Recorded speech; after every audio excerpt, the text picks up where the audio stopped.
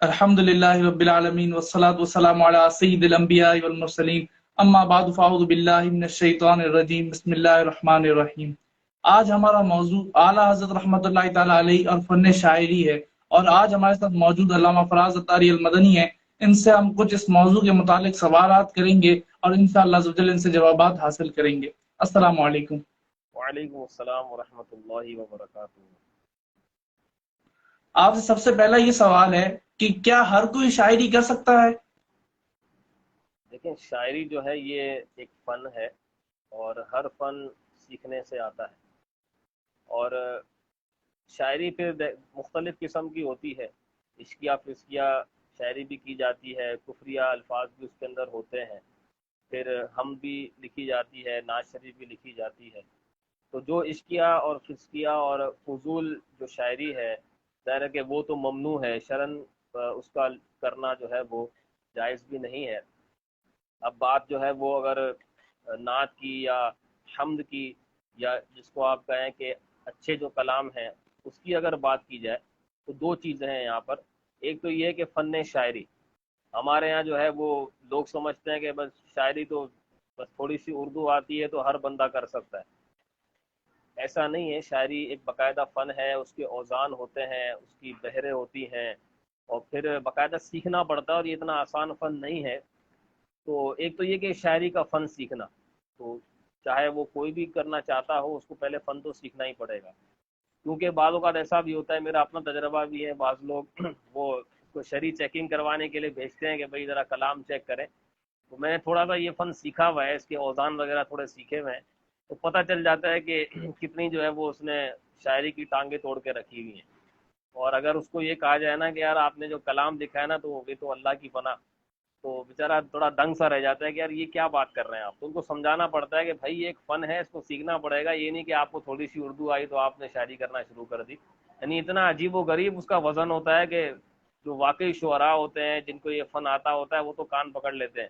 ایک مرتبہ مجھے یاد ہے کہ ایک اہل علم تھے، انہوں نے کلام لکھا، تو انہوں نے نیٹ پر ڈالا، تو ایک اور شاعر ہیں وہ میرے کلاس فیلو ہیں، بہت اچھا کلام لکھتے ہیں، اور ان کی باقاعدہ کتاب بھی ہے۔ تو انہوں نے کہا کہ حضرت آپ جو ہے نا وہ نثر میں ہی جچتے ہیں، نظم جو ہے نا وہ آپ کا کام نہیں ہے۔ حالانکہ وہ بہت زبردست علم رکھنے والی شخصیت تھی، لیکن ظاہر فن فن ہی ہوتا ہے، اور جو اس فن کو جانتا ہے وہی اس کی گہرائی اور باریکی کو سمجھ سکتا ہے۔ تو بہرحال شاعری جو ہے وہ ہر کسی کا کام نہیں ہے۔ اور دوسری چیز یہ ہے کہ اب فن سیکھ بھی لیا، تو اب اگر وہ دینی اعتبار سے کلام لکھنا چاہتا ہے تو وہاں پر ظاہر ہے کہ وہ شریعت کی جو قیودات ہیں، جو شریعت کے تقاضے ہیں، اس کو بھی پورا کرنا پڑے گا۔ جیسے کہ اعلیٰ حضرت رحمۃ اللہ علیہ کا اپنا ہی یہ فرمان ہے، اس کا خلاصہ یوں ہے کہ جو نعت شریف لکھنا ہے یہ سمجھ لیں کہ باریک تلوار کی طرح ہے، یہ کہ اگر آپ یعنی اس پر آپ چلتے ہیں ایسا سمجھ لیں، اگر آپ نے تھوڑا سا اگر مبالغہ کیا تو یہ آپ شان الوہیت تک پہنچا دیں گے، اور اگر آپ نے تھوڑا سا اس میں کمی کی تو یہ گستاخی کے زمرے میں آ جائے گا۔ تو اتنا نازک معاملہ ہے نعت شریف لکھنا بالخصوص۔ پھر حمد اگر لکھنا چاہتے ہیں تو ظاہر ہے وہ بھی بڑا نازک معاملہ ہے، بعض اوقات لوگ پتہ نہیں کیا کیا لکھ دیتے ہیں، اللہ پاک کی تعریف میں ایسے الفاظ بول دیتے ہیں کہ جو رب تبارک و تعالیٰ کی شان کے لائق ہی نہیں ہوتے۔ جیسے ایک میں آپ کو چھوٹی سی مثال دوں، اللہ تبارک و تعالیٰ کو لوگ سخی بولتے ہیں، تو سخی بولنا یہ ناجائز ہے، کیونکہ سخی وہ ہوتا ہے جو خود بھی رکھے دوسروں کو بھی دے، اور اللہ تعالیٰ اس سے پاک ہے۔ اب اگر کسی نے حمد لکھی اور اس میں اللہ پاک کو سخی لکھا تو ظاہر ہے کہ یہ ناجائز اس نے کیا۔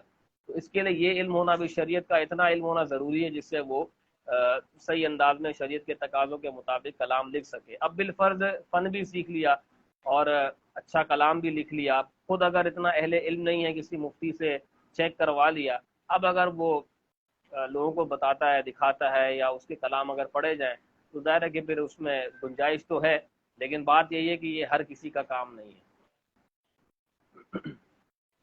اچھا، ابھی جیسے آپ نے نثر اور نظم کے حوالے سے بتایا، تو یہ نثر کیا ہے اور نظم کیا ہے؟ نظم کا مطلب شاعری ہے، اور نثر کا مطلب یہ جس طرح عام تحریر ہوتی ہے بغیر کسی وزن اور بغیر کسی شاعری کی قیودات کے، جو نارمل جو بندہ تحریر لکھتا ہے وہ نثر ہوتا ہے۔ تو ہمیں کن شعراء کے کلام پڑھنے چاہیے؟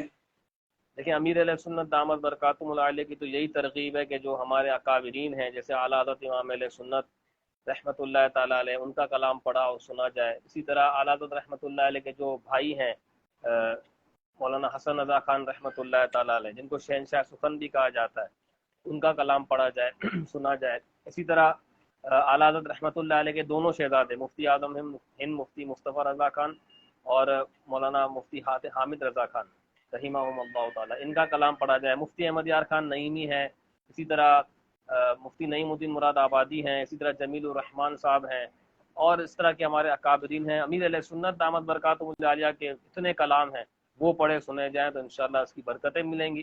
اور ان کے کلام کے بارے میں امیر علیہ سنت فرماتے ہیں، اور ہم امیر علیہ سنت کے کلام کے بارے میں اور ان تمام کے بارے میں یہ عرض کر سکتے ہیں کہ بس ان کا کلام پڑھ یا سن لیا تو اس پر آنکھیں بند ہیں، یعنی وہاں پر یہ ہمیں سوچنے کی ضرورت نہیں پڑے گی کہ یہ شریعت کے مطابق ہے یا نہیں، وہ یقیناً شریعت کے مطابق ہے۔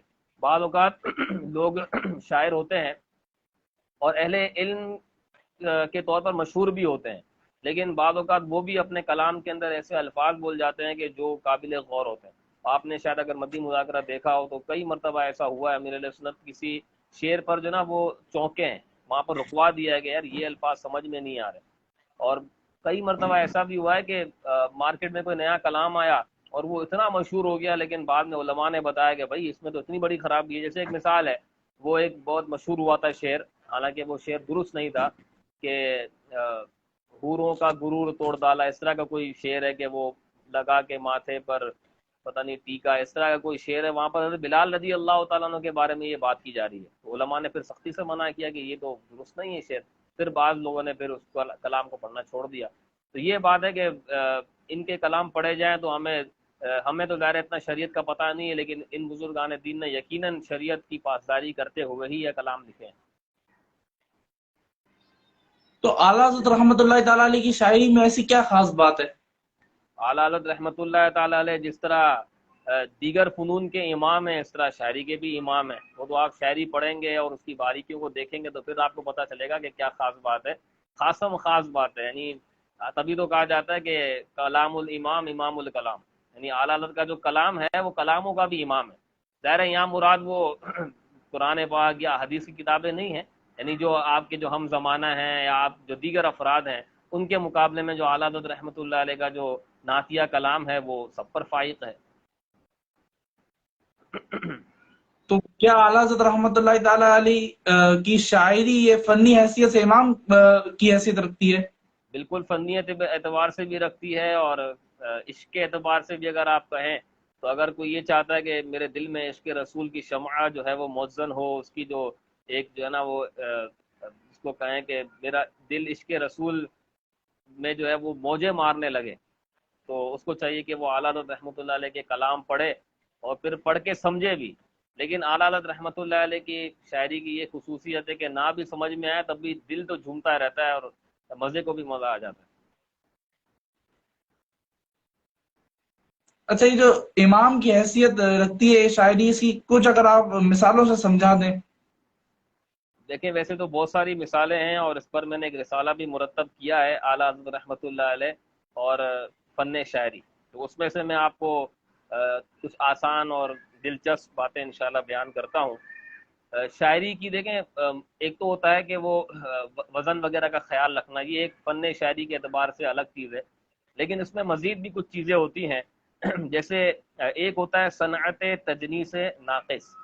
اب یہ کیا ہوتا ہے، یعنی شعر میں ایسے دو لفظ استعمال کرنا کہ جو اعراب کے اعتبار سے بھی مختلف ہوں اور معنی کے اعتبار سے بھی مختلف ہوں، لیکن وہ دکھتے ایک جیسے ہوں۔ جیسے میں آپ کو مثال دیتا ہوں تو پھر زیادہ بات سمجھ میں آ جائے گی۔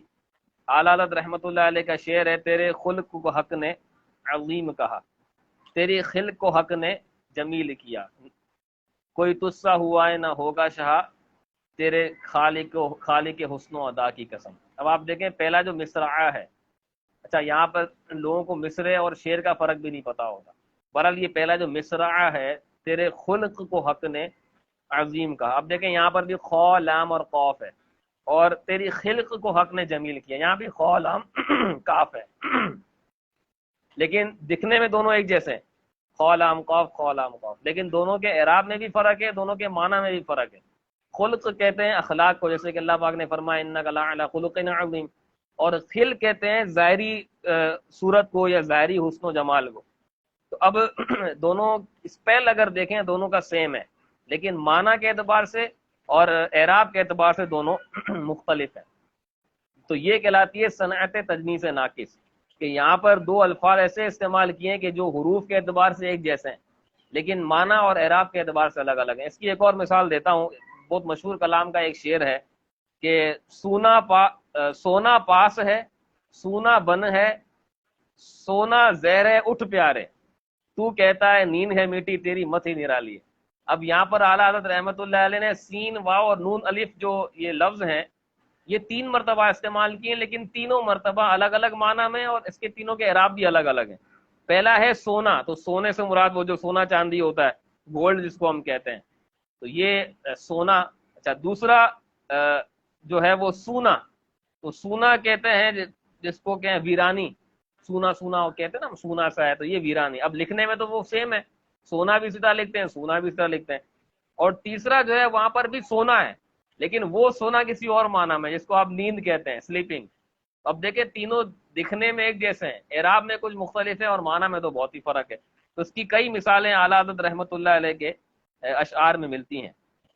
اسی طرح صنعت اقتباس، ابھی آپ نے کہا نا کہ اعلیٰ حضرت رحمۃ اللہ علیہ کا جو کلام ہے وہ کلام الامام کیوں ہے، تو اس کی ایک وجہ یہ بھی ہے کہ اعلیٰ حضرت رحمۃ اللہ علیہ کا جو کلام ہے وہ قرآن و حدیث کے عین مطابق ہے، بلکہ کئی آپ رحمۃ اللہ علیہ کے جو اشعار ہیں وہ ڈائریکٹ کسی حدیث کو کوٹ کیے ہوئے ہوتے ہیں یا ڈائریکٹ کسی حدیث کی طرف اشارہ ہوتے ہیں. تو اس کی بھی ایک دو مثالیں میں پیش کرتا ہوں. اس کو کہتے ہیں صنعت اقتباس، یعنی شاعر اپنے شعر میں قرآن کی آیت یا حدیث پاک کے کچھ عربی الفاظ شامل کرے، اس کو کہتے ہیں صنعت اقتباس. تو اعلیٰ حضرت رحمۃ اللہ علیہ کا بہت مشہور شعر ہے، وَرَفَعْنَا لَكَ ذِكْرَكَ کا ہے سایہ تجھ پر، بول بالا ہے تیرا ذکر اونچا تیرا. یہ کیا ہے؟ یہ صنعت اقتباس ہے. اسی طرح اعلیٰ حضرت رحمۃ اللہ علیہ کا ایک اور شعر ہے، انت فیہم نے عدو کو بھی لیا دامن میں، ایش جاوید مبارک تجھے شیدائی دوست. تو یہاں پر انت فیہم، یہ قرآن کی وہ آیت کی طرف اشارہ ہے، سورہ انفال کی آیت ہے جس میں فرمایا کہ وما کان اللہ لیعذبہم وانت فیہم، وہ انت فیہم کی طرف اشارہ ہے کہ اللہ پاک نے فرمایا کہ اے محبوب، اللہ تبارک و تعالیٰ ان لوگوں کو عام عذاب سے ہلاک نہیں فرمائے گا جب تک آپ تشریف فرمائیں. تو اعلیٰ فرماتے ہیں کہ انت فیہم، تشریف فرمائے جی وما کان اللہ لیعذبہم وانت فیہم، کہ اے محبوب آپ جب تک ان میں تشریف فرمائے اللہ تبارک و تعالیٰ ان کی طرف جو ہے عذاب نہیں دے گا. جی جی جی. تو اب یہاں پر دیکھیں اعلیٰ حضرت نے اسی طرف اشارہ کیا، انت فیہم نے عدو کو بھی لیا تھا، جو دشمن ہے ظاہر ہے ان پر بھی عام عذاب تو نہیں آتا، تو انت فیہم نے ان کو بھی دامن میں لے لیا ہے. تو یہ اعلیٰ حضرت کے شعر کی جو ہے وہ اشعار کی بات ہے اور کمال ہے. ایک اور میں بتاتا ہوں، ایک اور جیسے بہت مشہور ہے حدیث پاک، منظار قبری وجبت شفاعتی. تو اعلیٰ حضرت رحمۃ اللہ علیہ نے اس کو اپنے شعر کے اندر لکھا ہے، تھوڑا سا الفاظ میں تھوڑا معمولی فرق ہے لیکن اسی حدیث کی طرف اشارہ ہے کہ منظار قبری منظار تربتی وجبت لہو شفاعتی، ان پر درود جن سے نوید ان بشر کی ہے. تو بہرحال اور بھی جو ہے وہ کئی اس کی مثالیں قرآن پاک میں اعلیٰ حضرت رحمۃ اللہ علیہ کے کلام کے اندر موجود ہیں. اسی طرح صنعت تضاد، یہ بھی ایک اصطلاح ہے کہ شعر میں ایسے دو الفاظ جمع کرنا جو معنی اور وصف میں ایک دوسرے کے الٹ ہوں. ایسے دو الفاظ جمع کر دیے جائیں جو معنی کے اعتبار سے اور وصف کے اعتبار سے وہ ایک دوسرے کے الٹ ہوں. جیسے جب آ گئی ہیں جوش رحمت پہ ان کی آنکھیں، جلتے بجھا دیے ہیں روتے ہنسا دیے ہیں. اب آپ دیکھیں کہ جلتے کا الٹ کیا ہے؟ بجھا دینا، بجھا دیے، اور روتے کا الٹ کیا ہے؟ ہنسا دیے. تو یہ کہلاتا ہے صنعت تضاد. اسی طرح وہاں فلک پر یہاں زمین میں، رچی تھی شادی مچی تھی دھومیں، ادھر سے انوار ہنستے آتے ادھر سے نفحات اٹھ رہے تھے. اب آپ دیکھیں وہاں کا الٹ یہاں، فلک یعنی آسمان کا الٹ زمین، اوپر کا الٹ اندر، اور ادھر کا الٹ ادھر، آتے کا الٹ اٹھتے. تو یہ اعلیٰ حضرت رحمۃ اللہ علیہ کے اشعار کی میں نے چند مثالیں پیش کی، باقی اور بہت ساری اس کی مثالیں موجود ہیں. تو اگر کوئی پڑھنا چاہے تو یہ رسالہ پڑھ لیں، انشاءاللہ اس کے مزے کو بھی مزہ آ جائے گا.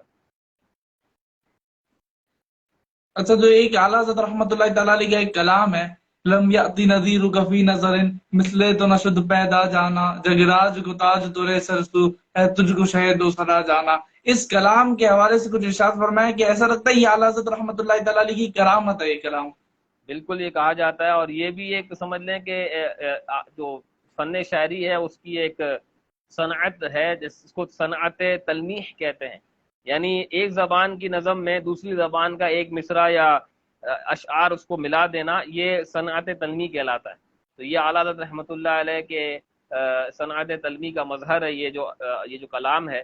اور بالکل یہ کہا جاتا ہے کہ اعلیٰ حضرت رحمۃ اللہ علیہ کا یہ کرامت ہے کہ اس طرح 4 زبانوں میں بالکل زبردست انداز میں یہ کلام لکھ دینا، یہ واقعی عقل سے ورا ہے. عادتاً ایسا کرنا تھوڑا مشکل کام ہے. اور حضور تاج الشریعہ مفتی اختر رضا خان صاحب اس کلام کے بارے میں بھی فرماتے ہیں زمین و زمان تمہارے لیے، مکین و مکان تمہارے لیے، کہ یہ بھی اعلیٰ حضرت رحمۃ اللہ تعالیٰ علیہ کی کرامت ہے. بالکل ہو فرما دیا ہمارے بزرگوں نے، تو اس پر آنکھیں بند ہیں. ہم کیا کہہ سکتے ہیں، ہم تو برکتیں لوٹتے ہیں، باقی ظاہر ہے کہ جو تجزیہ کرتے ہیں وہ تو یہ اکابرین نہیں کر سکتے. ہم تو بس جو لکھا ہے بزرگوں نے اس کو آگے بیان کر دیتے ہیں. ورنہ اعلیٰ حضرت کے کلام کو سمجھنا، اعلیٰ حضرت کی گفتگو کو سمجھنا، یہ عام بندوں کا تو کام ہی نہیں ہے.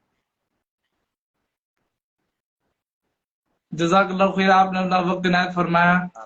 انشاءاللہ عزوجل کل اور پرسوں بھی اور سلاسل ہوں گے اور اعلیٰ حضرت رحمۃ اللہ تعالیٰ علیہ کے بارے میں، تو آپ ضرور وہ بھی دیکھیے گا. اور آپ کا یہ سلسلہ دیکھنے کا بھی بہت بہت شکریہ. صلو علی الحبیب صلی اللہ تعالیٰ علی محمد صلی اللہ تعالیٰ علیہ وآلہ.